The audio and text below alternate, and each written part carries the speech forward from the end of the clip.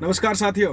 हरियाणा में 10 की 10 लोकसभा सीटों पर जो चुनाव के नतीजे थे वो घोषित होने के बाद अब सब लोग इंतजार कर रहे हैं विधानसभा चुनाव का, जो कुछ ही समय के बाद हरियाणा में होने हैं। लेकिन इस बीच एक सबसे बड़ी खबर सामने आ रही है कि अब की बार जो हरियाणा में टिकटों का वितरण होगा विधानसभा में, उसमें बहुत सारे एमएलए, चाहे वो भाजपा के हों चाहे वो कांग्रेस के हों, उनके ऊपर कहीं ना कहीं तलवार लटक सकती है। तलवार इसलिए क्योंकि ये सभी नेता ऐसे हैं, और एक आंकड़ा हमको आपको बता देते हैं। 37 विधायक ऐसे रहे हैं अब की बार हरियाणा में, भाजपा और कांग्रेस, इनेलो और जेजेपी के मिलाकर, जो अपने ही इलाके से अपनी ही समर्थित पार्टी को यहाँ से विधानसभा से, जो विधानसभा का जो इलाका था उससे लीड नहीं दिलवा पाए। इसमें सबसे बड़ा जो आंकड़ा है वो भाजपा पार्टी का है, जिसके 13 विधायक और उसमें कुछ मंत्री भी शामिल हैं जो अपने ही इलाके से अपनी ही पार्टी को बड़ा जनाधार दिलवाने में नाकाम रहे। और इस आधार पर कहीं ना कहीं अब की बार उनकी जो टिकट वितरण होगा उसमें उनके ऊपर सरकार, उनकी जो पार्टी है, वो ज़रूर सोचने पर मजबूर होगी कि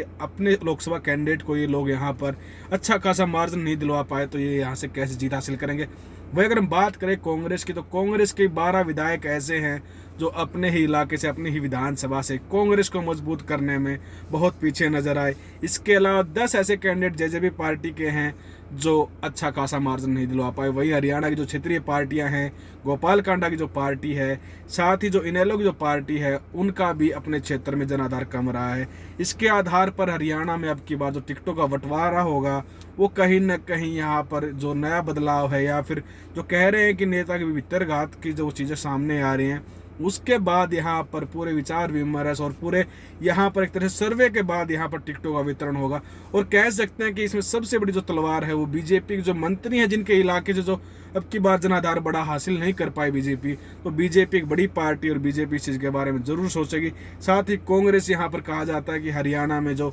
एक तरह से कांग्रेस के अंदर भीतरघात है, जो फूट है वो बार बार सामने आती रहती है, उसके आधार पर भी यहाँ पर अब की बार देखा जाएगा कि कौन सा नेता की हम बात कर रहे हैं। सबसे पहले आपको बता देते हैं, भिवानी महेंद्रगढ़ जो लोकसभा सीट है, यहाँ पर किरण चौधरी की जो विधानसभा है यानी कि तोसाम, वहां से अब की बार धर्मवीर 8000 वोटों से लीड लेकर निकले हैं। और किरण चौधरी जो नाराजगी थी वो राहुल गांधी की रैली में भी देखने को मिली थी। सबसे बड़ा कारण इसके बाद यहाँ पर भाजपा के जो हरियाणा के फिलहाल वित्त मंत्री हैं, पूर्व में कृषि मंत्री रह चुके हैं, उनके इलाके से भी यहाँ पर बीजेपी को लीड नहीं मिल पाई। तो हरियाणा का जो एक सबसे बड़ा मंत्री है उसके ऊपर भी कहीं ना कहीं अब की बार भाजपा विचार विमर्श करती दिखाई देगी। और ये हालांकि आने वाला समय बताएगा कि पार्टियां अपने टिकट वितरण में और कौन सी स्ट्रेटेजी यहाँ पर अपनाती है। लेकिन हम आपको एक आकलन बता रहे हैं कि जो 37 विधायक थे अब की बार, वो किस तरह से अपने इलाके से अपनी पार्टी को मजबूत करने में नाकाम रहे, और इसका जो असर है वो भविष्य में हरियाणा की विधानसभा जो होने वाले, जो चुनाव होने वाले हैं, उसमें टिकट वितरण में जरूर देखने को मिलेगा। साथ ही अगर हम बात करें यहाँ पर दल बदलू नेताओं की, तो कांग्रेस के लिए सबसे बड़ी चुनौती यहाँ पर रहेगी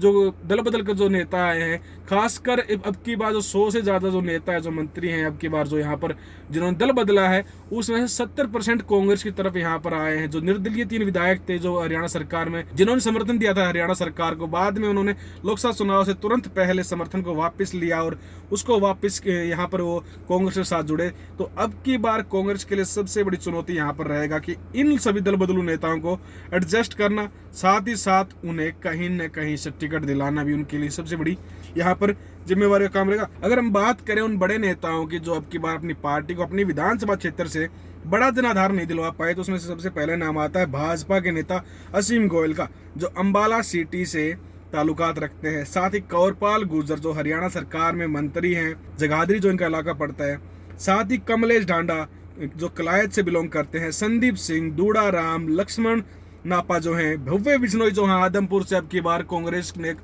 अच्छा खासा वोट बैंक वहां से लिया, और कहा जाता है बिश्नोई परिवार का वो गढ़ है। लेकिन अब की बार कहीं ना कहीं वहां पर बीजेपी का जो होल्ड था, यानी कि भव्य बिश्नोई का जो होल्ड था, वो कहीं ना कहीं अब की बार यहाँ पर कम देखने को मिला, और कांग्रेस ने यहाँ से एक अच्छा खासा वोट बैंक लिया, जिसके कारण यहाँ पर जयप्रकाश यानी जेपी लोकसभा सीट पर सांसद चुने गए। वही अगर हम बात करें रणबीर गंगवा की, जो नलवा से बिलोंग करते हैं, जेपी दलाल हरियाणा के वित्त मंत्री जिनके बारे में हमने जिक्र किया। अगर हम बात करें उन बड़े नेताओं की जो अपनी पार्टी को अब की बार, चाहे वो बीजेपी का चाहे कांग्रेस का, जो जनाधार नहीं दिलवा पाए, उसमें सबसे पहला नाम आता है कर्ण दलाल का। कर्ण दलाल कांग्रेस के बड़े नेता हैं और अब अब की बार टिकटों के बंटवारे को लेकर भी वो नाराज नजर आ रहे थे। कहीं ना कहीं उसके बाद वो सहमत नजर आए अपने पार्टी के जो निर्णय थे उससे। इसके बाद नंबर आता है कैप्टन अभिमन्यु का, जो नारनौल से अभी बीजेपी के एक अच्छे नेता माने जाते हैं और हरियाणा के पूर्व वित्त मंत्री भी रह चुके हैं। साथ ही ओम प्रकाश धनखड़ जो बादली से बिलोंग करते हैं, सुभाष बराला, रणदीप सुरजेवाला, रणजीत सिंह व गोविंद कांडा। साथ ही अगर हम बात करें अभय चौटाला जो इलाहाबाद से बिलोंग करते हैं, उनके इलाके से अब की बार इन लोगों को अच्छे खासे वोट बैंक हासिल नहीं हुआ।